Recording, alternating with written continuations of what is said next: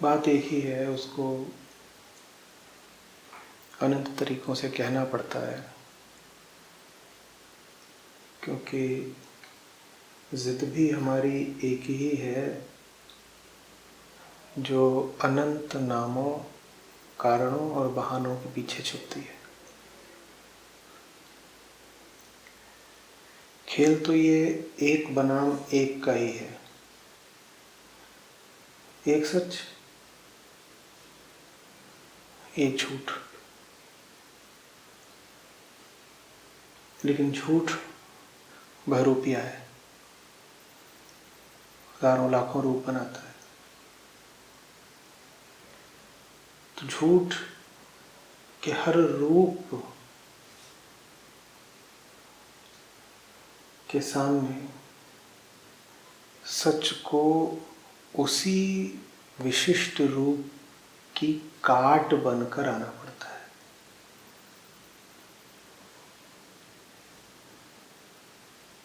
तो जितने रूप नाम फिर झूठ लेता है, उतने ही रूप और नाम सच को भी चाहिए होते हैं। समझ आ रही है? उपनिषदों के सब श्लोकों को इसी दृष्टि से देखिए। बात सबको एक ही कहनी है, क्योंकि कहने के लिए कोई दो बातें है ही नहीं। वास्तव में तो कहने के लिए कोई एक बात भी नहीं है, पर जितनी बातें हैं ले दे के उनका सार एक ही है।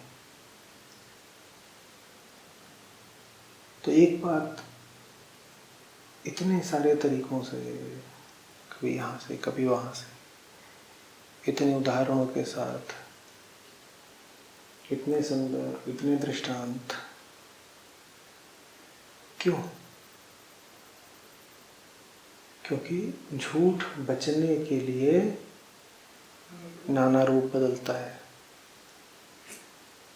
झूठ बचने के लिए नाना कुतर्क करता है, और हर कुतर्क की काट के लिए फिर सच को एक तर्क देना पड़ता है। हालांकि सच किसी तर्क में समाता नहीं, लेकिन सच से तर्क निकलते हैं झूठ की काट के लिए। उन तर्कों में सच नहीं होता, पर वो तर्क सच से आते हैं। बात समझ रहे हो? किसी श्लोक में सच समाहित नहीं, संभव ही नहीं, लेकिन सच से उद्भूत होते हैं श्लोक। क्यों चाहिए श्लोक? क्योंकि पिछले श्लोक ने झूठ को चोट दी तो झूठ गया, वो कहीं और छुप के खड़ा हो गया, वो कोई और बात करने लगा, किसी और भाषा में बात करने लगा, 100 बहाने।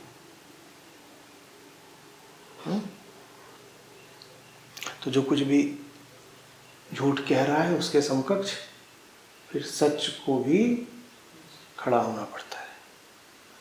कंस के सामने कृष्ण बन के, रावण के सामने राम बन के। समझ में आ रही बात? कर्म तो सारे प्रकृति ही कराती है। सोच भी मत लेना कि कोई भी कर्म हम करते हैं। कर्म सारे प्रकृति कराती है, और सब कर्मों में प्रकृति की ही पुरानी वृत्ति निहित है। कौन सी वृत्ति? कि बस चलते जाना है, चलते जाना है, घूमते जाना है, घूमते जाना है। कोई भी कर्म वास्तव में किसी और उद्देश्य के लिए हमसे उठता ही नहीं है।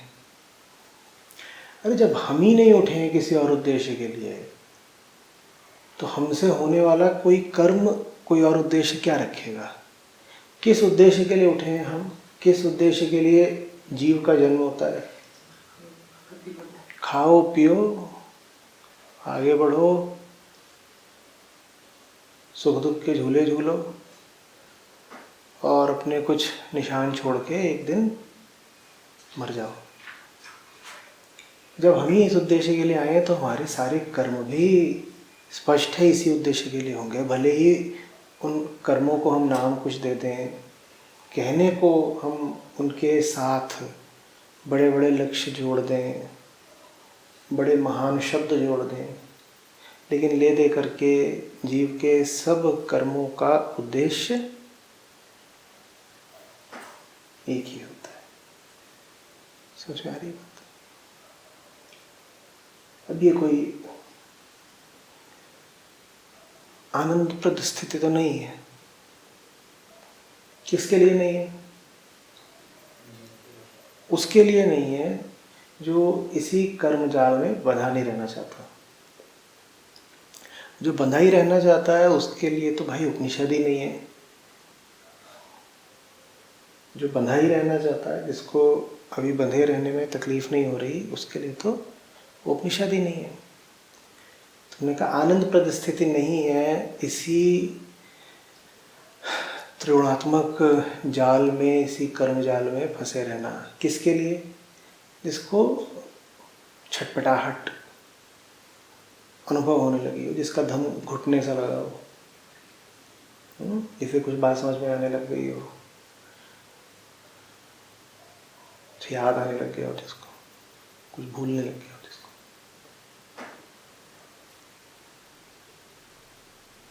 तो उसको फिर इस कर्मजाल से मुक्ति का एक रास्ता बताया जा रहा है।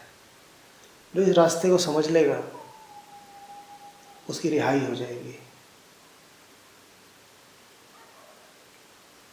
अमृत जैसा श्लोक है ये। जेल की चाबी, ताला खुल सकता है। क्या बताएंगे? बेटा पैदा हुए हो तो तुम पर तमाम तरह के आंतरिक दबाव रहेंगे कुछ करने के। करो करो करो, भीतर से तुम्हारे आवेग उठेगा, ये करो वो करो, ठीक है। लेकिन तुम जानवर नहीं हो, तुम चैतन्य जीव हो। अंतर क्या है? अंतर यह है कि जब जानवर के भीतर जब कोई प्राकृतिक आवेग उठता है तो जानवर के पास वो चेतना नहीं है जो पूछे कि इससे मुझे क्या मिलेगा, ठीक है। जानवर के पास वो चेतना नहीं है जो ये पूछे कि इससे मुझे क्या मिलेगा। जानवर के भीतर क्रोध उठ रहा हो, ईर्ष्या उठ रही हो, डर उठ रहा हो, वासना उठ रही है, भूख उठ रही है, तो जानवर के भीतर से जो भी आवेग उठ रहा है जानवर बस उसका पालन कर लेगा, ठीक है ना। जानवर को गुस्सा आया, आप जा रहे हैं बाजार में, वहाँ एक सांड है, उसको किसी ने कोंच दिया, उसको गुस्सा आ गया। क्या वो सांड किसी तरह का आत्म अवलोकन, इंटरनल रिफ्लेक्शन करता है कि मुझे क्रोध क्यों आ रहा है? करता है क्या? नहीं करता ना। उसे क्रोध आया तो वो आत्म अवलोकन नहीं करेगा। वो क्या करेगा? वो सींग मारेगा। क्या करेगा? सींग मार देगा। वो सांड को कुछ खाने का दिख गया, वो खुद से सवाल पूछेगा, मैं क्यों ये बेचारे गरीब सब्जी वाले की सब्जी खाने के लिए प्रेरित हो रहा हूँ? मैं अच्छा खासा हट्टा काटा सांड हूँ और ये सब्जी वाला है, ये 4 तुरई 5 गोभी रख के बैठा है, ये मैं खा लूँगा तो ये क्या बेचेगा, क्या घर चलाएगा? सांड ऐसा भी प्रश्न करेगा? सांड को सब्जी दिख गई हरी, क्या करेगा? मुंह मार देगा, खा लेगा। तो यहाँ पर मनुष्य की स्थिति अन्य जीवों से अलग हो जाती है। समानता कहाँ तक थी? समानता यहाँ तक थी कि जो उद्वेग अन्य जीवों में उठते हैं वो इंसान में भी उठते हैं, ठीक है ना। ईर्ष्या बिल्ली को भी लगती है और इंसान को भी लगती है। डर कुत्ते को भी लगता है और इंसान को भी लगता है। अंतर ये है कि आदमी के पास वो चेतना है जो स्वयं को देख सकती है, जो आत्मनिरीक्षण कर सकती है। जानवर के पास वो चेतना नहीं है जो खुद को देख सके। ठीक है, तो आदमी की चेतना अपने आप को देखती है। अब मैं हूं, मेरे भीतर से किसी चीज का लालच उठा। लालच पशुओं में भी उठता है ना। पशुओं के लालच भरे चेहरे देखे हैं कभी? आप खाना खा रहे हो, एक मेज पर खाना रखा हो और आसपास कुत्ते हो, आप उनकी आंखों में देखिएगा, आप बिल्कुल देख लेंगे कि लालच है। मैं इंसान हूं, मुझे लालच उठा। मुझे लालच उठा तो मेरे पास एक चेतना है जो जान जाएगी कि अभी मैं लालची हो रहा हूं। अब वो चेतना अपने आप से पूछेगी कि इस लालच की जरूरत क्या है, ये लालच उपयोगी क्यों है। और फिर वो चेतना अपने आप को समझाती है कि ये लालच इसलिए उपयोगी है क्योंकि इस लालच से तुम्हें कुछ मिलने वाला है। ये बात समझना। तो जानवर को लालच उठा, जानवर को ऐसे किसी सवाल जवाब से गुजरना नहीं पड़ेगा। उसको लालच उठेगा, वो मुंह मार देगा। इंसान को लालच उठा, इंसान उस लालच से प्रेरित होकर लालचवश कुछ काम करे, इससे पहले इंसान को एक सवाल का जवाब देना पड़ता है। इंसान को अपने आप को समझाना पड़ता है, एक परीक्षा से गुजरना पड़ता है आंतरिक। वो परीक्षा क्या पूछती है, इस लालच से क्या मिलेगा।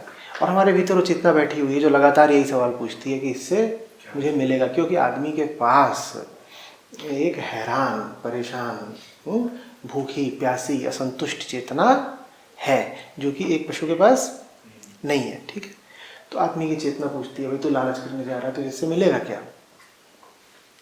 तो वही चेतना अपने आप को क्या समझा लेती है, इस लालच से मुझे आगे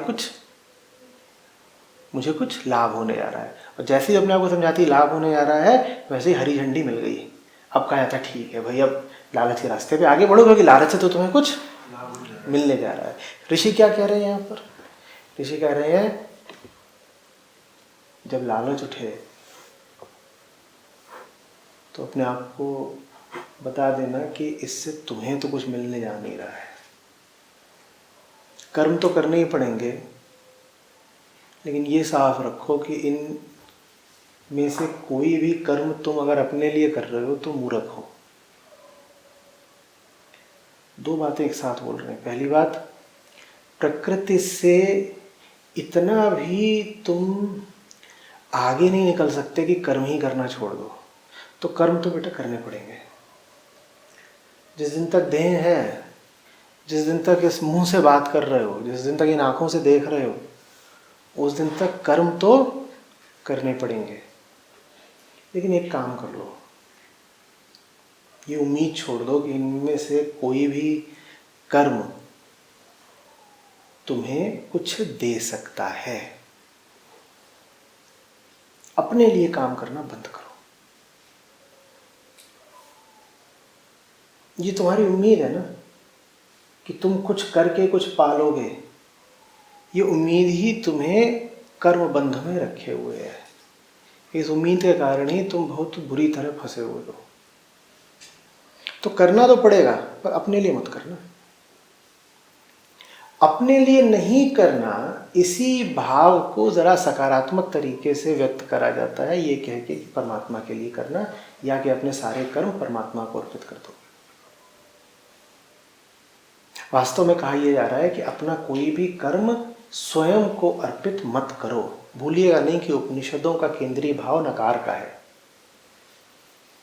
तो क्या कहा जा रहा है? अपने लिए मत करो, क्योंकि अपने लिए तुम जो भी कुछ करोगे वो करके तुम अपनी बीमारी को ही और बढ़ाओगे। अपने लिए तुम जो भी कुछ करोगे अपनी बीमारी को और बढ़ाओ, क्योंकि करने वाला ही बीमार है। करने वाला जानता ही नहीं है कि उसके लिए क्या उचित है। जब वो जानता ही नहीं उसके लिए क्या उचित है, तो जो भी कुछ करेगा अपने अनौचित्य को ही तो और बढ़ाएगा ना।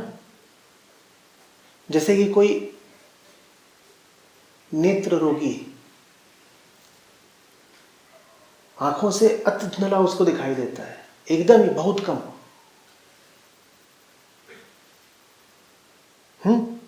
सामने खंबा है, आदमी साफ, उसे पता नहीं चलता। वो घर से निकल पड़ा है, कहाँ जा रहे हो? आंख के अस्पताल। कैसे जाओगे? अरे देख के जाएंगे, आंखें नहीं क्या हमारे पास? ये घर से निकल पड़ा है अपनी खस्ता हाल आंखें लेकर के, उन्हीं आंखों से रास्ता देख करके आंख का चिकित्सक ढूंढने। ये अहंकार की दशा है। जैसे कि कोई पागल निकल पड़ा हो अपना चिकित्सक तलाशने या फिर अपनी चिकित्सा स्वयं करने। अगर तुम पागल हो तो क्या तुम अपनी ही बुद्धि का, अपने ही दिमाग का इस्तेमाल करके अपने चिकित्सक तक पहुंच सकते हो? यही तो तुम्हारी समस्या है ना, कि तुम कुछ भी अपने लिए ठीक नहीं कर सकते, लेकिन तुम तुले हुए हो कि अपने लिए जो भी कुछ ठीक करना है वो मैं ही करूंगा। ये अहंकार की दशा है। और इसी मूल दशा को ध्यान में रखते हुए क्या निवारण बता रहे हैं ऋषि? कह रहे हैं अपने लिए कुछ करो ही मत। किसके लिए करो? क्या करो? फंस गए। इंसान जिए कैसे फिर? अपने लिए ना करे तो किसके लिए करे? ऋषि इस पर मूक रह जाते हैं, कहते हैं खोजो खोजो। और खोजते ही चलो। कुछ ऐसा जो तुमसे कहीं ज़्यादा महत्वपूर्ण है, कुछ ऐसा जो तुमसे कहीं ज़्यादा बड़ा है, कुछ ऐसा जो वास्तव में पात्र है तुम्हारी ऊर्जा का, ध्यान का, तुम्हारी निष्ठा का। उसके लिए करो, अपने लिए नहीं करना।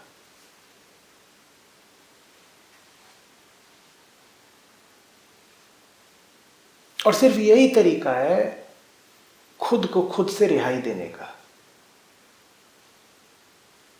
सिर्फ यही तरीका है अपनी बेड़ियां काटने का। हमारी बेड़ियां मजबूत कैसे होती हैं? हमारी बेड़ियां मजबूत होती हैं जब हम अपनी भलाई करना चाहते हैं, परोक्ष रूप से। और हमारी बेड़ियां कटती भी परोक्ष ही रूप से हैं।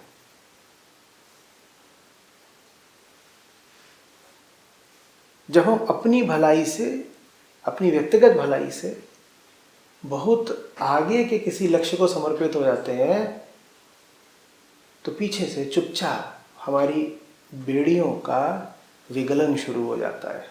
जैसे बेड़ियां भी ऊर्जा मांगती हो, वो ऊर्जा तुमने किसी बहुत ऊंचे लक्ष्य को देनी शुरू कर दी, तुम पाओगे कि तुम्हारी बेड़ियां पीछे से चुपचाप गलने लग गई। उदाहरण दिए देता हूँ। तुम्हारी एक बीमारी है, वो बीमारी तुम्हें तुम्हारे दोस्तों से लगी है, बीमारी दोस्तों से लगी है, उन दोस्तों का ही नाम वो बीमारी है, ठीक है? बीमारी कुछ भी हो सकती है, कुछ नाम दो उस बीमारी का। बीमारी हो सकती है यूं ही व्यर्थ वार्तालाप, जिसे बकवास कहते हैं, ठीक है? शराबखोरी, और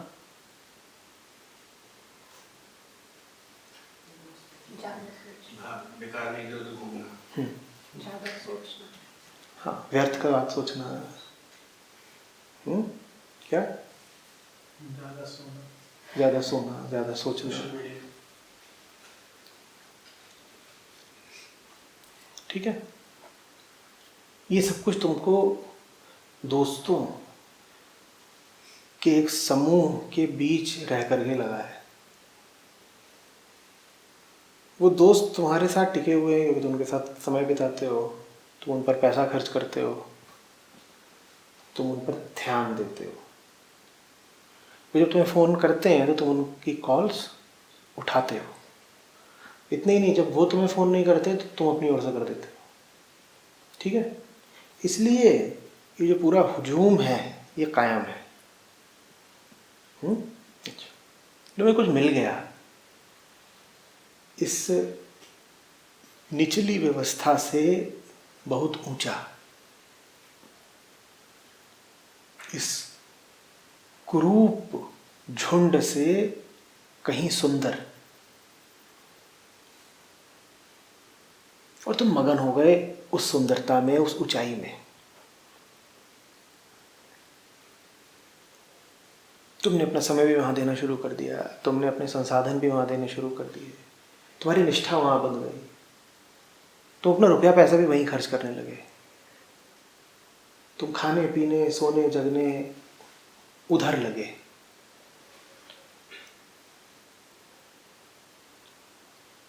महीने 2 महीने बाद क्या होगा?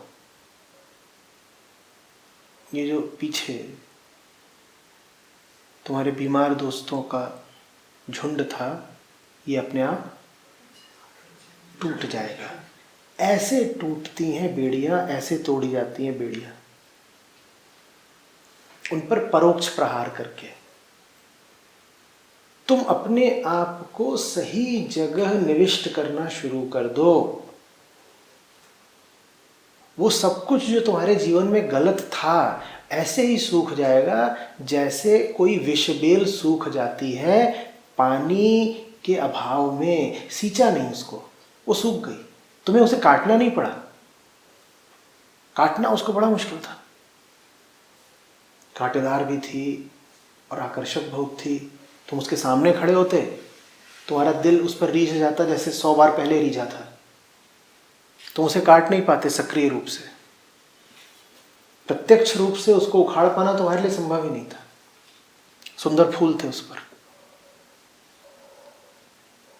पर तुम कहीं और मगन हो गए, तुम उसे पानी देना भूल गए। तुमने 2 महीने उसको पानी नहीं डाला, अब वो मर जाएगी। ऐसे टूटती हैं बेड़ियां। तुम सही जगह समर्पित हो जाओ, तुम्हारे जीवन में जो कुछ सड़ा गला है, जो मौजूद नहीं होना चाहिए, वो चुपचाप अपने आप विदा हो जाएगा, तुम्हें पता भी नहीं लगेगा। हाँ, किसी दिन किसी बहके हुए क्षण में जब तुम उसको पुकारोगे और पुकार कर तुम्हारी ये जवाब नहीं देगा, तब तुमको पता चलेगा कि वो चीज़ तुम्हारी ज़िंदगी से विदा हो गई है और तुम अनुग्रहित अनुभव करोगे, अच्छा हुआ चली गई। इसलिए नहीं चली गई क्योंकि तुमने प्रयत्न करके उसको भगाया। तुम्हारी बेड़ियां ऐसे नहीं टूटी कि तुमने आरा लेकर के लोहा काटा, वो बस गल गई। समझ में आ रही है बात? तुम जब तक वैसे ही रहोगे जैसे तुम हो, तुम्हारी बीमारी वैसी रहेगी जैसी है। कोई भी व्यक्ति जानबूझ करके अपना बुरा तो नहीं करता ना। हर इंसान अपनी भलाई ही कर रहा है ना। हर इंसान सिर्फ और सिर्फ अपनी भलाई कर रहा है और उस भलाई में ही उसकी बुराई निहित है। अब भलाई से बुराई हो रही है तो बुराई से बचने के लिए क्या करें? बुराई करनी थी अपनी। एक तरकीब हम दे सकते हैं कि नहीं दे सकते कि हम जो अपना भला करते हैं तो हमारा बुरा हो जाता है, तो हमें अगर अपना भला करना है तो हमें अपना बुरा करना चाहिए। नहीं, उत्तर ये नहीं है। उत्तर ये नहीं है कि पहले तुम अपनी भलाई कर रहे थे अब तुम अपनी बुराई शुरू कर दो। उत्तर ये है कि पहले तुम अपनी भलाई और अपनी बुराई की बात सोचते थे, अब ये जो अपनी भलाई है ना, मैं मेरी, इससे बाहर जाओ। भलाई सोचनी भी है तो अपनी नहीं, अपनी खातिर भी। अपनी खातिर तुम अपनी अच्छाई करोगे, बुराई होगी, और अगर तुम अपनी बुराई करोगे तब तो बुराई होगी ही होगी। अपने लिए तुम जो भी कुछ करोगे वही तुम्हारा नर्क बनेगा। अपने लिए अच्छे से अच्छा करोगे तो भी बुराई होगा। ये बात अहंकार को चुभती बहुत है। तुरंत हम क्या प्रश्न करना चाहते हैं, अजय हम इतने बेवकूफ़ हैं क्या कि अपने लिए अच्छा करें और बुरा हो? ऐसा हमेशा थोड़ा ही होता है। और तुम 100 उदाहरण दे लोगे। कोई उदाहरण के लिए हमें जब प्यास लगती है तो उठा के पानी पी लेते हैं, देखिए हमने अपनी भलाई करी और भलाई हुई ना। ऐसा थोड़ी हुआ कि हमने पानी पिया और गला जल गया। देखिए आपकी बात गलत है। साहब जिस तल पे आप उदाहरण दे रहे हैं उस तल पे मेरी बात निश्चित गलत है, पर मैं जिस तल पर बात कर रहा हूँ कृपा करके उस तल पर समझने की कोशिश करें। यहाँ पर बात पानी पीने इत्यादि की नहीं हो रही है, यहाँ पर बात जीवन के केंद्रीय निर्णयों की हो रही है। जीवन में जो कुछ भी केंद्रीय है, अगर वो आपने स्वयं को दृष्टि में रखकर किया तो आपके साथ कुछ अच्छा नहीं होने वाला। आपकी भलाई आपके विस्मरण में है। खुद को भूल जाओ, खुद पर एहसान करो। समझ में आ रही बात? खुद को भूल जाओ और खुद पर एहसान करो। जो जितना अपने आप को याद रखेगा वो उतना अपने आप को बर्बाद करेगा। क्योंकि खुद को याद रखने का मतलब ही क्या है? मेरे सुख मेरे दुख, मेरी ऊंच मेरी नीच, मैंने क्या पाया मैंने क्या गवाया। तुम छोड़ो, तुमने क्या पाया तुमने क्या गवाया। और जब तुम छोड़ देते हो कि तुमने क्या पाया तुमने क्या गवाया,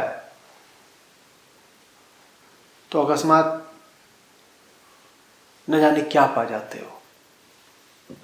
अब इसमें भी बात सूक्ष्म समझना।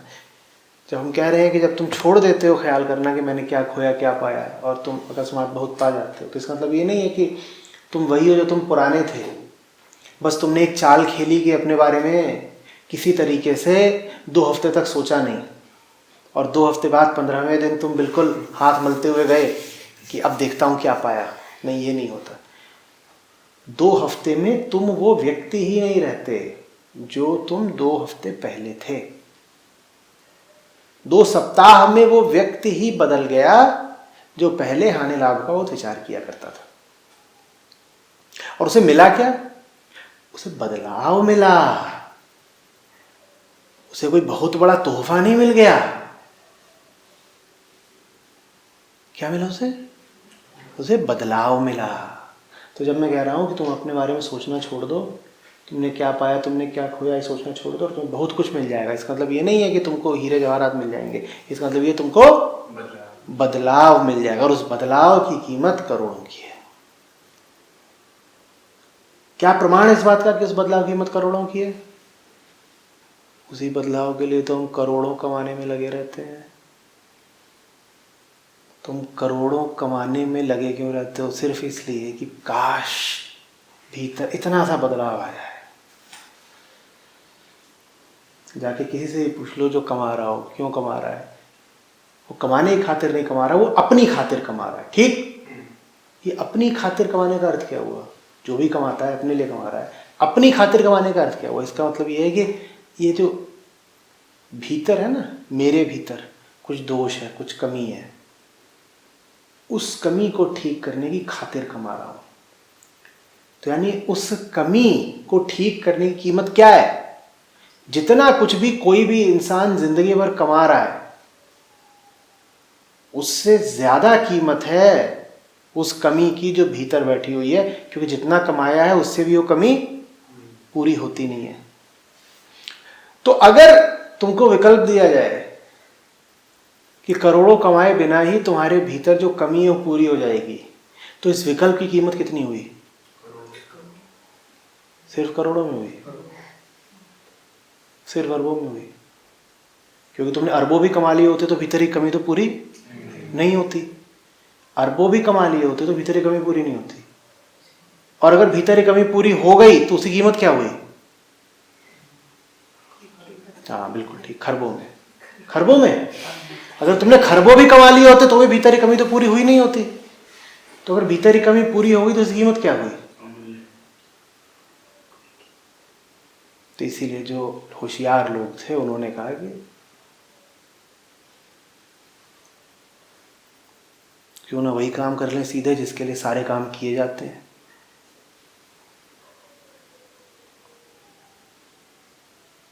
को समझ आ रही बात? कोई कमाने के लिए नहीं कमाता, कोई किसी के हाथ के लिए उसका हाथ नहीं पकड़ता, कोई खाने के लिए नहीं खाता। जानवर खाने के लिए खाता है, इंसान खाने के लिए नहीं खाता है। क्योंकि इंसान अगर सिर्फ खाने के लिए खा रहा होता तो ये 5 स्टार कहां से होता? वो कहां से होता बताओ? हम सिर्फ खाने के लिए नहीं खाते। गाय को रोटी तुम ढाबे की दो, चाहे 5 स्टार की दो, गाय के लिए रोटी वो बराबर है। लेकिन बंदे को रोटी 5 स्टार में दो और ढाबे में दो तो बंदे के लिए वो बराबर नहीं है। माने हम तो खाते भी सिर्फ खाने के लिए नहीं है, खाने के साथ भी कुछ और जुड़ा हुआ है। 5 स्टार के साथ ये भावना जुड़ी हुई है कि भीतर की हुई कमी पूरी हो जाएगी। हम तो एक एक सांस अपनी किसी कमी को पूरा करने के लिए लेते हैं, वो कमी ही पूरी हो जाए तो फिर बोलो बोलो, तुम्हारी गाय ज्यादा खुश होती है तुम उसे 5 स्टार की रोटी देती हो?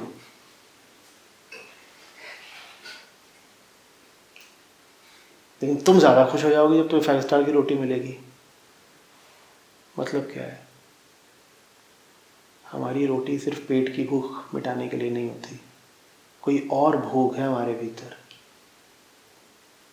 इंसान उसी भूख का नाम है जो समझता ही नहीं कि हम कौन है। भूखा मरेगा, भूखा वो नहीं मरता जिसके पास जिंदगी में खाने को रोटी नहीं है। भूखा वो मरता है जिसके पास जिंदगी को समझने की दृष्टि नहीं है। क्योंकि जिंदगी को समझने की दृष्टि नहीं है तो फर्क नहीं पड़ता कि तुम्हारे पास रोटी है या हलवा, भूखे तुम तब भी मरोगे। और जिनके पास जिंदगी को समझने की दृष्टि आ गई, हमने देखा है कि फिर वो रोटी के अभाव में भी बड़े तृप्त रह जाते हैं।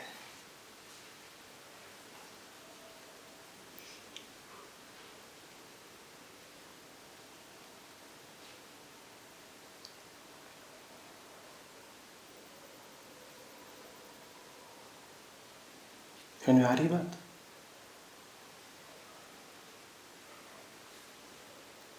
अपनी बेहतरी चाह रही है तो अपनी बेहतरी के लिए कुछ मत करो।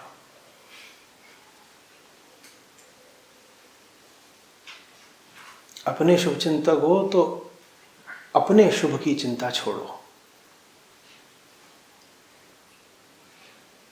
तुम ये जो अपने शुभ का चिंतन करते हो वही तुम्हारी जिंदगी का अशुभ है।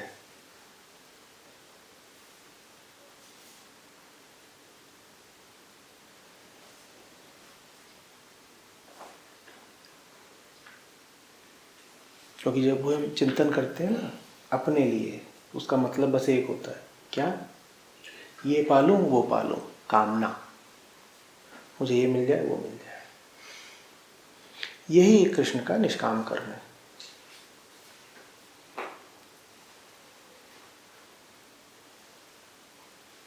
छोड़ो अर्जुन ये सब बातें। मेरा भाई, मेरे पितामह, मेरा सिंहासन, मेरा राज्य, मेरे भाव, मेरे रक्त संबंध, तुम सच के लिए कर्म करो। वो सारी बातें छोड़ो जिसमें मैं शब्द निहित है। यहां पर खड़े हो तुम, मेरी हार, मेरी जीत, मेरा अतीत, मेरा भविष्य, इन आधारों पर निर्णय नहीं ले सकते।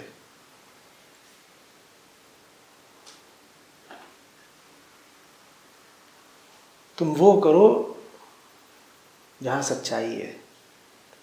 तुम धर्म की राह चलो। तुम अपनी भलाई के लिए नहीं, तुम मेरे लिए लड़ो अर्जुन। बहुत अंतर है। उस पूरे मैदान में एक ही था जो अपने लिए नहीं लड़ रहा था। सैनिक जितने थे वो अपनी निष्ठा और अपनी रोटी की खातिर लड़ रहे थे, है ना? तो पेशेवर सिपाही है। 10 सालों से उन्होंने तनख्वाह ली है किस बात की? कि जिस दिन कहा जाएगा कि लड़ जाओ तो लड़ जाएंगे। उनके सेनापतियों ने, उनके राजाओं ने निर्णय लिया कि हम कौरवों की तरफ खड़े होंगे या पांडवों की तरफ खड़े होंगे, और सैनिक पीछे पीछे आ गए।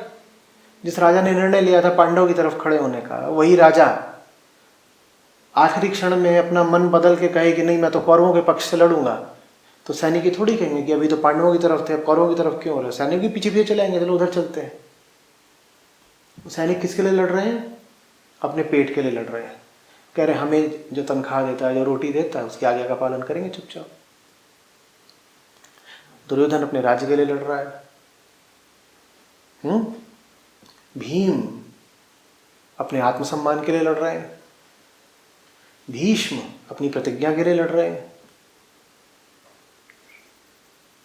कर्ण अपनी कृतज्ञता के लिए लड़ रहा है।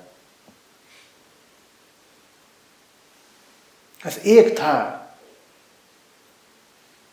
जो नहीं लड़ना चाहता था, वो नहीं लड़ना चाहता था अपने लिए। बाकी सब लड़ना चाहते थे अपने लिए। एक था जो नहीं लड़ना चाहता था, पर वो नहीं भी लड़ना चाहता था अपने लिए। कृष्ण ने उसको समझा दिया, अपने लिए न लड़ना उतना ही बुरा है जितना अपने लिए लड़ना। दुर्योधन अपनी भावनाओं के कारण लड़ने को उतारू है, और अर्जुन तुम अपनी भावनाओं के कारण भागने को उतारू हो। कोई फर्क नहीं रह जाएगा, कोई अंतर नहीं है, क्योंकि दोनों ही कर्म अपने लिए कर रहे हो।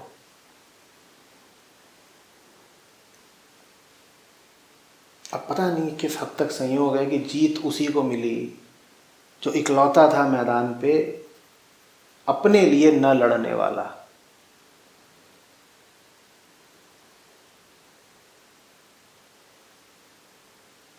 अपनी खातिर तो वो मैदान छोड़ चुका था, युद्ध शुरू होने से पहले ही वो हट चुका था।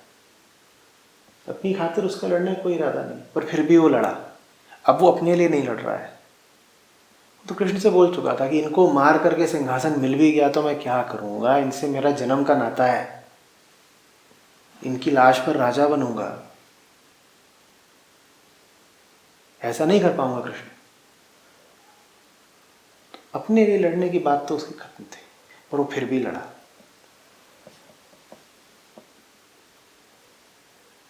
समझ में आ रही है बात? ऐसे लड़ना है।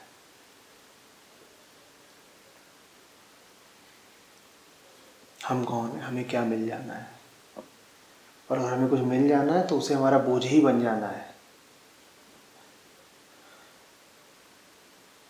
साफ बात है बिल्कुल। और प्रतिज्ञा है हमारी कि इस लड़ाई से अपने घर एक पैसा लेके नहीं जाएंगे, लेकिन आखिरी सांस तक लड़ेंगे, अपने लिए नहीं। इससे हमें कुछ मिलना नहीं है। मिलना भी है कुछ तो घाव, तकलीफ, वो ठीक सह लेंगे, पर कोई उम्मीद नहीं है, किसी सुख की कोई आकांक्षा नहीं है। ये बात बड़ी अजीब है। ये बात जैसे प्रकृति के खिलाफ जाती हो, क्योंकि प्रकृति ने हमें रचा है सब कुछ हमारे प्राकृतिक स्वार्थों हेतु ही करने को। हम रचे ही ऐसे गए हैं। कोई भी इंसान किधर को भी एक कदम बढ़ाएगा ही नहीं अगर उधर उसके स्वार्थ ना हो। हम रचे ही ऐसे गए। लेकिन अगर हम ऐसे ही जी रहे हैं तो फिर याद कर लो, हम में और पशु में कोई अंतर नहीं, क्योंकि ये काम पशु का है कि किसी दिशा में तभी चलो जब वहां पे दाना पानी, घास, सब्जी, फल फूल या शिकार दिखाई दे। ये काम किसका है? ये जानवर का है। अगर आप भी ऐसे ही हैं जो किसी दिशा में कदम तभी बढ़ाते हैं जब उस दिशा में आपके लिए कोई स्वार्थ है, तो आप में और पशु में कोई अंतर नहीं है। लेकिन अंतर होना तो चाहिए ना, नहीं तो हम काहे को बोलते हैं कि हम तो इंसान हैं। हम काहे को बोलते हैं कि मनुष्यों की चेतना पशुओं की चेतना से श्रेष्ठ होती है। कुछ तो फर्क होगा। फर्क हो ये जरूरी नहीं है, पर ये आपको विकल्प मौजूद है कि आप फर्क बनाएं, और फर्क बनाना धर्म है आपका। मैं उधर कोई नहीं चल देता जिधर मेरी वृत्तियां और वासनाएं ढकेलती हैं मुझको। मैं चैतन्य हूं, वो चेतना ही मेरी पहचान है। मैं रुकता हूं, मैं ठहरता हूं, मैं पूछता हूं, और मेरे सवाल का जवाब अगर यही आता है कि चलो उधर को क्योंकि उधर सुख है, तो मैं बस मुस्कुरा देता हूं और उधर को चल देता हूं जिधर सुख हो ना हो पर धर्म जरूर है। सुख की तरफ तो हर जानवर बढ़ता है, स्वार्थ की तरफ तो कोई भी आकर्षित हो जाता है। न सुख न स्वार्थ, मेरा काम परमार्थ।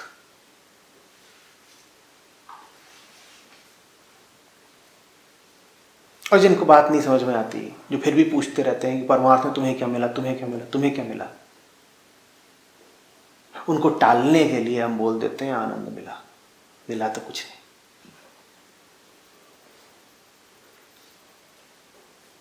पर लोग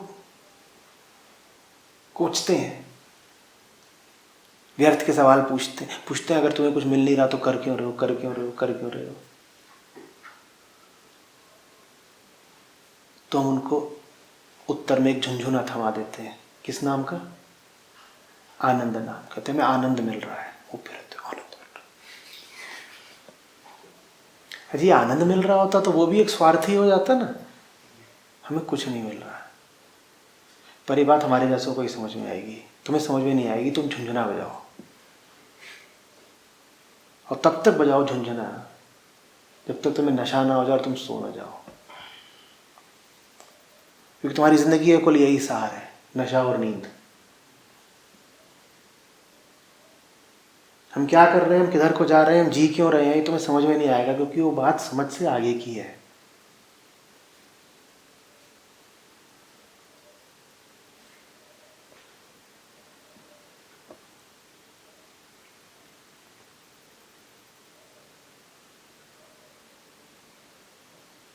समझ में आ रही है बात?